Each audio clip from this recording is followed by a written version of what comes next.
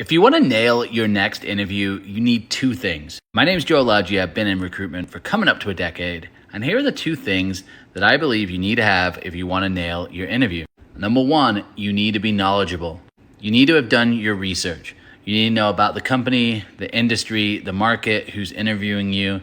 You need to be researched and you need to be prepared when you're going into the interview, especially nowadays where there's lots of qualified candidates and there's lots of people who are better or more qualified than you applying for those same positions. If you're not prepared, I almost guarantee you that they will be prepared. So you need to be prepared. The second thing you need to be is curious. You know how people have done those videos where here are the 3 questions you need to ask in your interview to get the job? You don't need to worry about that if you're curious.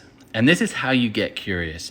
You are engaged in the conversation, you listen, and while you're listening, you're thinking about other things that you would need to know if you want the job.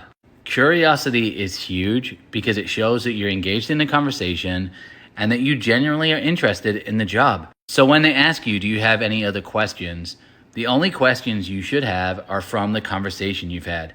What you don't want to do is have some canned, rehearsed questions that you saw on TikTok that don't even relate to the conversation you've just had. You don't want to ask him something like, well, what are the major responsibilities of the role? What do you think you've been discussing the whole interview?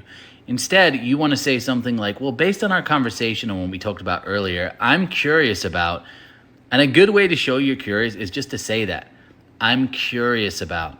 When you say that, they then think you're curious because you said you are, and then you have an insightful question, and this shows that you're engaged in the conversation, you're present in the conversation, and you're actually interested in the role. So get more knowledgeable and get more curious.